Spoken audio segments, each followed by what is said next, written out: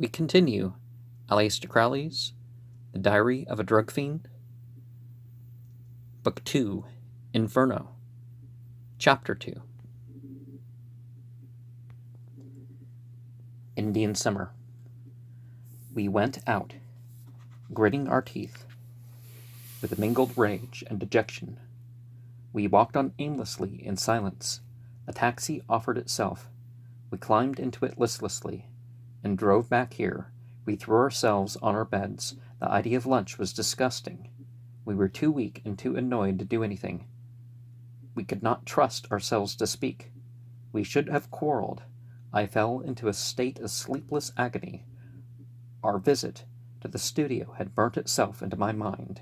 I imagined the flesh of my soul sizzling beneath the white-hot branding iron of Lammas's will. I reached out my hands for this diary. It has relieved me to write it down in all this detail. I found myself on fire with passionate determination to fight H&C to a finish, and my hands were tied behind my back. My feet were fettered by a chain and ball. I wouldn't be made to stop by that beast. We'd get it despite him. We wouldn't be treated like children. We'd get as much as we wanted, and we'd take it all the time if it killed us. The conflict in myself raged all the afternoon. Cocky had gone to sleep. He snored and groaned. He was like one's idea of a convict. He hadn't shaved for 2 days. My own nails were black. I felt sticky and clammy all over. I hadn't dressed myself. I had thrown my clothes on carelessly. Cocky woke about dinner time. We couldn't go down as we were.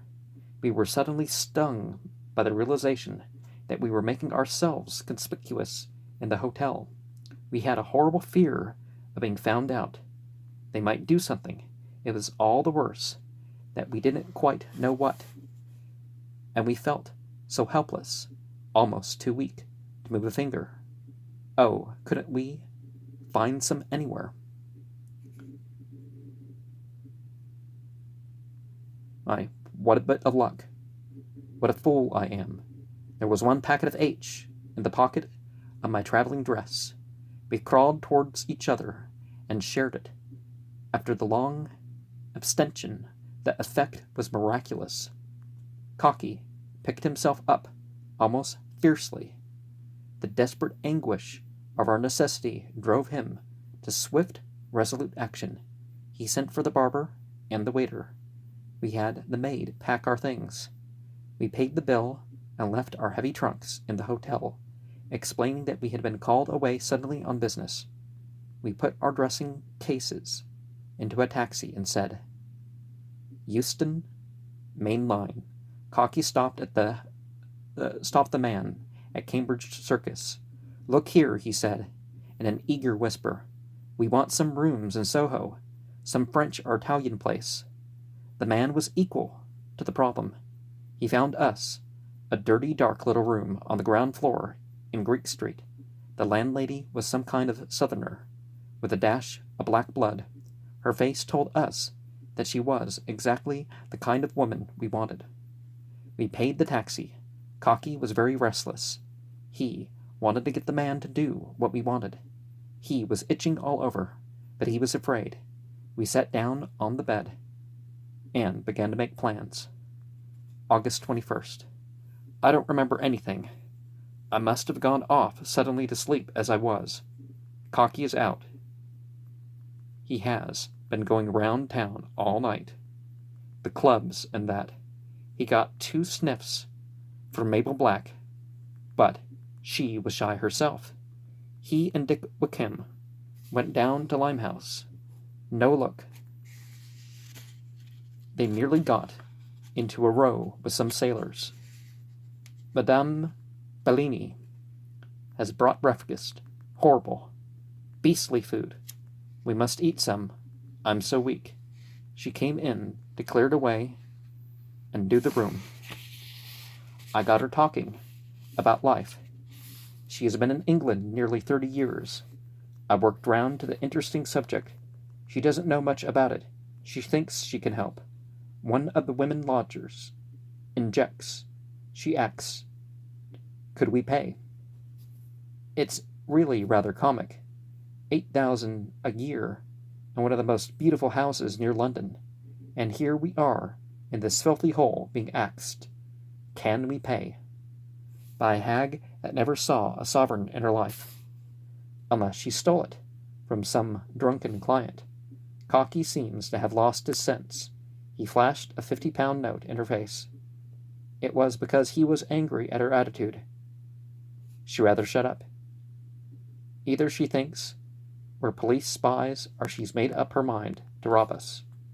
The sight of the cash knocked her out of time.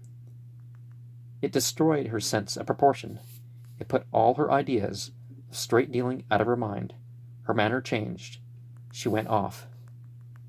Oh, by the way, in that day, you could get 10 ounces of heroin and a little bit of cocaine to go with it at that price. And I mean heroin, not heroin-containing stuff. I mean, Pete told me to go and see the dope girl myself. It's the first time he ever spoke to me like that. All sexual feeling is dead between us. We've tried to work up the old passion. It was artificial, horrible, repulsive. A degradation and a blasphemy. Why is that? The snow intensified love beyond every possibility. Yet, I love him more than ever. He's my boy. I think he must be ill. I wish I weren't so tired. I'm not looking after him properly. And I can't think about anything except getting H. I don't seem to mind so much about C. I never liked C much. It made me dizzy and ill. Well, think of how it is now when 30% C is the average, right? In the mixtures that people buy. We have no amusements now. We get through the day in a dark, dreary dream. I can't fix my mind on anything. The more I want H, the less I am able to think and act as I should to get anything else I wanted. Cocky went out, slamming the door. It swung open again. I couldn't go to the woman like this. I've written this to try to keep from crying. But I am crying. Only the tears won't come. I'm sniveling like a woman I once saw when I visited the hospital. I haven't got a handkerchief. I can't bring myself to wash in that dirty, cracked basin. We've brought no soap. The towel's soiled and torn. I must have some H. I've just been to see Lily Fitzroy. How can men give her money? Her hair is gray, crudely dyed. She has wrinkles and rotten teeth. She was in bed, of course. I shook her roughly to wake her. I've lost every feeling for others, and people see it. It spoils my own game. I must pretend to have the kindness and gentleness which I used to have so much, which used to make people think me an amiable fool. Someone told me once that adjectives spoilt nouns in literature, and you can certainly cut out that one. She's a good sort, all the same. Poor flabby old thing. She only takes H, and only gets that in solution, ready to inject. Oh, she takes M. Okay, sorry. She saw I was all in and gave me a dose in the thigh. It doesn't touch the spot like H, but it stops the worst of the suffering. She never gets up till tea time. I left her a fiver. She promised to see what she could do that night with the man who gets it for her. She got very affectionate in a sentimental, motherly style, told me the story of her life, and so on. Forever it seemed, of course, I had to pretend to be interested, to keep her in good humor. Everything might depend on that. But it was awful to have let her kiss me when I went away. I wonder if I should get like that if I went on with dope. What absolute nonsense. For all I know, it may have prevented her going faster still. She must have had a beastly rotten life, the way she clawed at that £5. was the clue to her troubles. That and her ignorance of everything, but the nastiest kind of vice and the meanest kind of crime. There's a lot meaner kinds of crime than that, but the morphine has certainly done me a world of good. I am quite myself. I feel it by the way I'm writing this entry. I have a quiet, impersonal point of view. I've got back my sense of proportion. I can think of things consecutively, and I feel physically much stronger, but I've got very sleepy again. Joy! Cocky has just come in full of good news. He looks fine as he feels. He had a sample from a peddler he met in the wisteria. It's absolutely straight stuff. Pulled him round in a second. There are 2 of them in it. The man with the dope and the sentry. They talk business in the lavatory, and if another man comes in, the peddler disappears. In case of real danger, he gets rid of his sample in a flash, beyond any possibility of being traced. The loss is trifling. They can buy the stuff at a few shillings an ounce, and sell it for I don't know how many times its weight in gold. We shall have a great night tonight, August 22nd. And pretty much as soon as they made heroin illegal, it was worth more than its weight in gold. A hellish night. Cocky kept his date with the peddler, got 10 pounds worth of H and 15 of C, and the H was nothing at all, and the C so adulterated that we took the whole lot, and it was hardly worth talking about. What filthy, mean beasts people are. How can men take advantage of the bitter needs of others? It was the same in the war with the profiteers. It's always been the same. I'm writing this in a Turkish bath. I couldn't stand that loathsome house any more. It has done me lots of good. The massage has calmed my nerves. I slept for a long while, and a cup of tea has revived me. Yeah, my stomach does feel better now. I tried to read a paper, but every line opens the wound. They seem to have gone mad about dope. I suppose it's really quite natural.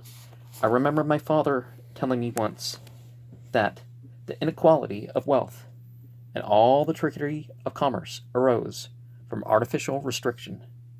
Last night's swindle was made possible by the great philanthropist Jabez Platt. His diabolical dope act has created the traffic, which he was trying to suppress. It didn't exist before except in his rotten imagination. I get such sudden spells of utter weariness. Dope would put me right. Nothing else has had any effect. Everything that happens makes me want a sniff, and every sniff makes something happen. One can't get away from the cage. But the complexity makes me. There, I can't think what I started to say. My mind stops suddenly. It's like dropping a vanity bag. You stop to pick it up, and the things are all over the place, and it always seems as if something were missing. One can never remember what it is, but the feeling of annoyance is acute. It's mixed up with a vague fear. I've often forgotten things before. Everyone does all the time, but it doesn't bother one. But now, every time that I remember that I've forgotten something, I wonder whether it's H or C, or mixing the two, that is messing up my mind. My mind keeps running back to that American Negro we met in Nepal's. He said snow made people flighty and skeptical. It was such a queer expression. By skeptical, he meant suspicious, I think. Anyhow, I've got that way. Flighty, I can't keep my mind on things like I could, except, of course, that one thing, and even that is confused. It's not a clear thought.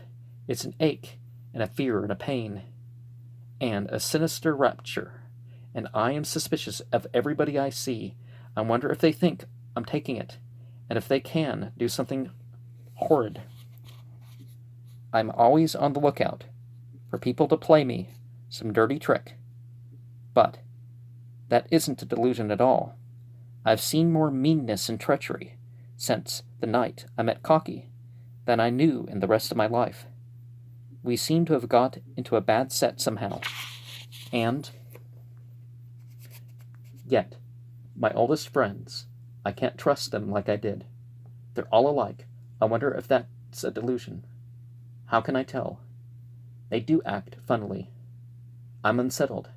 How can one be sure of anything one can't? The more one thinks of it, the more one sees it. Must be so. Look how feckless let us down, for all I know. There may be some motive at the back of even a really nice woman like Gretel or Mabel Black.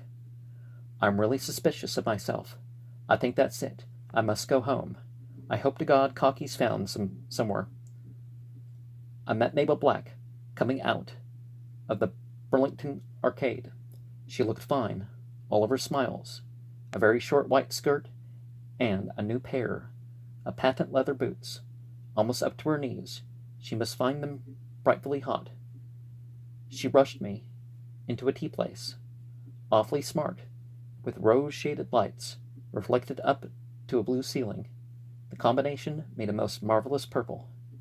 We got an alcove shut off by canary-colored curtains, and a set of the loveliest cushions I ever saw. 2 big basket chairs and a low table. They have the most delightful tea in eggshell china, and dolly cigarettes with rose leaves.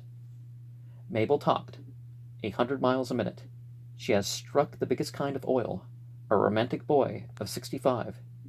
He had bought her a riding crop with a carved ivory handle, the head of a racehorse, with ruby eyes and a gold collar. I asked her laughingly if it was to keep him in order, but what she really was keen on was H. She got a whole bottle and gave me quite a lot in an envelope. The first go, oh, what joy! And then how strange you all are. The minute I had it in my bag, in my blood, my mind began to work freely. The irritating stupefaction passed off like waking from a nightmare of suffocation, and it came to me with the force of a blow. The effect was not due to the H at all, or hardly at all. When we got it again in Naples, it didn't do us much good. Why was I translated into heaven this afternoon? Why had I found my wings? The answer came as quick as the question. It's the atmosphere of Maple, and the relief of my worry. With that came a rational fear of the drug. I asked her if she hadn't had any troubles from taking it. You can't sleep without it, she said, but not as if it mattered much, and it rather gets on one's nerves now and then. She had to rush off to meet her beau for dinner. I went back to our dirty little den, brimming over with joy. I found Cocky sprawling on the bed, in the depth of dejection. He did not move when I came in. I ran to him and covered him with kisses. His eyes were heavy and swollen, and his nose was running. I gave him my handkerchief and pulled him up. His clothes were all rumpled, and of course he hadn't shaved.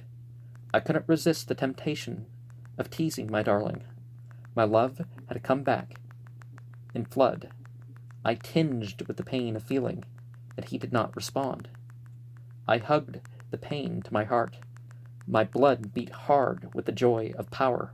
I held him in my hand. One dainty act, and he was mine. I hadn't the strength to enjoy myself to the full. Pity and tenderness brought tears to my eyes. I shook out a dose of the dull white wizardry. He sniffed it up with stupid lethargy, like a man who has lost hope of life, yet still takes his medicine as a routine. He came up gradually, but was hardly himself till after the third dose. I took one too, to keep him company. Not because I needed it. I sent him out to get shaved and buy clean linen. I take a curious delight in writing this diary. I know now why it is, and it has rather startled me. It's just that chance phrase of King Lammas, your magical diary. I have flirted a lot with Lammas, but it was mostly swank. I dislike the man in many ways.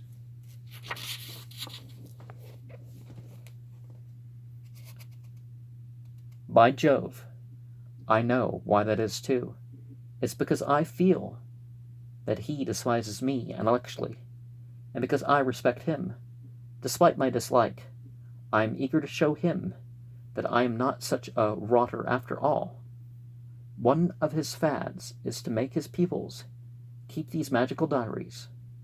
I feel that I've gone in for a competition, that I have to produce something more interesting than anything they do. Whoever they are, here comes Peter Pan. He hasn't grown old after all. We had a gorgeous feed at the dear old cafe. King Lammas came up to our table, but he only said a few words. So you got it, I see. Cocky gave him one back. I hate to injure your reputation as a prophet, Mr. Lammas, but it isn't stopping when you have to stop. I've got it, as you say, and now, with your kind permission, I'm going to show you that we can stop. Lammas changed his manner like a flash. His contemptuous smile became like a sunrise in spring. That's talking, he said. I'm glad you've got the idea. Don't think I'm trying to put you off. But if you should find it more difficult than you imagine, don't be too proud to come to me. I really do know some fairly good tips. I was glad that Peter took it in good part. Being in good form, he realized, I suppose, that it was a serious business. We might strike a snag. August 23rd. That night has been a miracle. We went on taking H pretty steadily. I think the sea spoils it. Our love bloomed afresh, as if it was a new creation. We were lapsed in boundless bliss. Now, cocaine is a lot more damaging in itself than heroin, and a lot more risk to one's life in the short term, right? Awake, forever awake, awake as one never is, while sleep is a possible end, awake in the void, the abyss, but not in the unutterable anguish of which the poet was writing. It is a formless calm. But love. We had never loved like this before. We had defiled love with the grossness of the body. The body is an instrument of infinite pleasure, but excitement and desire sully its sublimity. We were conscientious of every nerve, the tiniest filament. H makes one want to scratch, and scratching is infinite pleasure, but that is only a relic of animal appetite. After a while, one is able to enjoy the feeling that makes one want to scratch in itself. It is an impersonal bliss, perfectly indescribable, and indescribably perfect. And that's something that's can happen with some medicine, and I'm sure with the recreational drugs is this weird thing about scratching, and some of it's like withdrawal stuff, but some of it's not. So, yeah. After a little while, One is able to enjoy the feeling that makes one want to scratch in itself. It is an impersonal bliss, perfectly indescribable and indescribably perfect. I cannot measure the majesty of my consciousness, but I can indicate the change in my whole character of my consciousness. I am writing this in the mood of the recording angel. I am living in eternity, and temporal things have become tedious and stupid symbols. My words are veils of my truth, but I experience quite definite delight in this diary. King Lemmus is always at the root of my brain. He is Jupiter, and I have sprung from his thought. Minerva, goddess of wisdom, the most tremendous events of life are unworthy trifles. The sublimity of my conceptions sweeps onward from nowhere to nowhere. Behind my articulate anthem is a stainless silence. I am not writing for any reason, not even for myself to read. The action is automatic. I am the firstborn child of King Lammas, without a mother. I am the emanation of its essence. I lay all night, without moving a muscle. The nearness of my husband completed the magnetic field of our intimacy. Act, word, and thought were equally abolished. The elements of my consciousness did not represent me at all. They were sparks struck off from ourselves.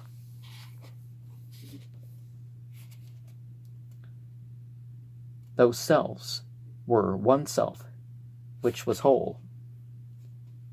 Any positive expression of it was, of necessity, partial, incomplete, inadequate. The stars are imperfection of night, but at the least these thoughts are immeasurably vaster and clearer than anything I've thought all my life. If I were to ever wake up, it seems possible that I ever should. This entry will probably be quite unintelligible to me. It is not written with the purpose of being intelligible, or any other purpose. The idea of having a purpose at all is beneath contempt. It is the sort of thing a human being would have. How can a supreme being inhabiting eternity have a purpose? The absolute, the all, cannot change. How could it wish to change? It acts in accordance with its nature, but all such action is without effect. It is essentially illusion, and the deeper one enters into oneself, the less one is influenced by such illusions. As the night went on, I found myself less and less disturbed by my own exquisite emotions. I felt myself dissolving deliciously into the absence of interruption, to the serenity of my own soul.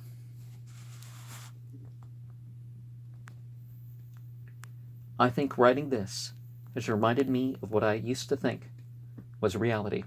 It was time to go out and have lunch. The luxurious lethargy seems insuperable. It isn't hunger, it's habit, some instinct, some obscure and obscene recollection of lurking brute drives one to get up and go out. The dodge for doing this is to take 3 or 4 rather small sniffs in quick succession. C would be much better, but we haven't got any. September 1st.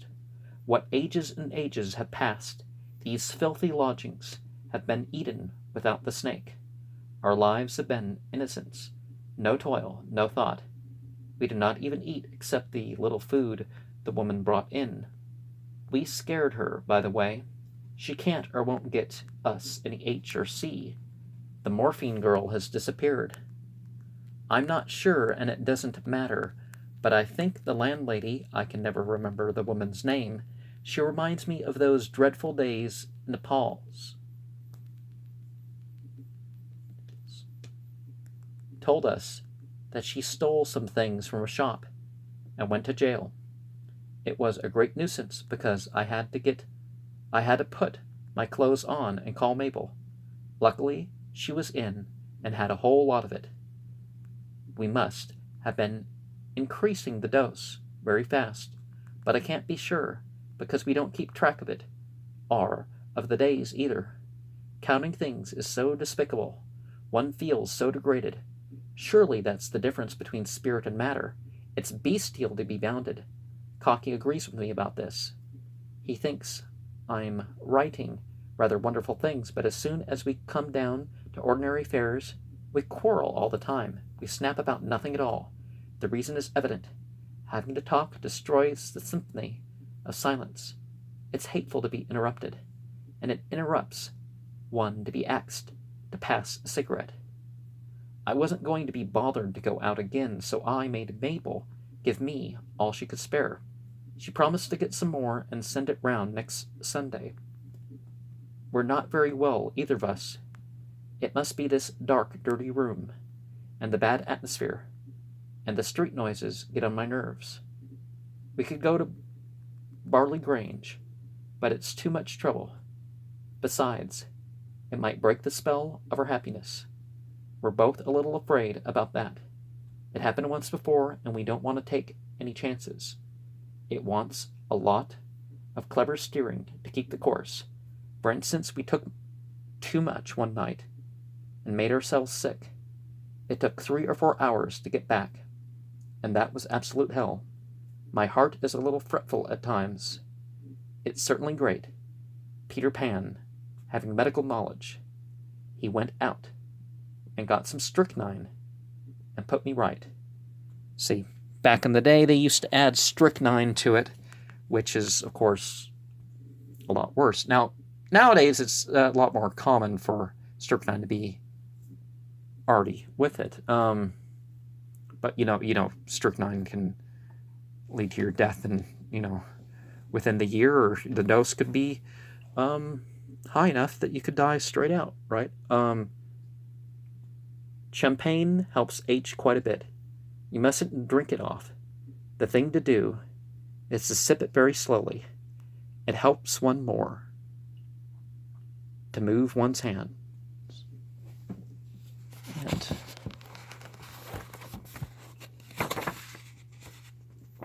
we sent out a boy and got in 3 dozen small bottles, September 5th. The world is a pig. It keeps on putting its nose where it isn't wanted. We are overdrawn at the bank. Cocky had a right to Mr. Wolf. It ought to be stopped, he cried. It amounts to brawling in church. A flash of the old Peter Pan, September 8th. The woman says, it's Tuesday, and we're running awfully short. Why can't people keep their promises? I'm sure Mabel said Sunday. Perhaps they just weren't aware on a Sunday.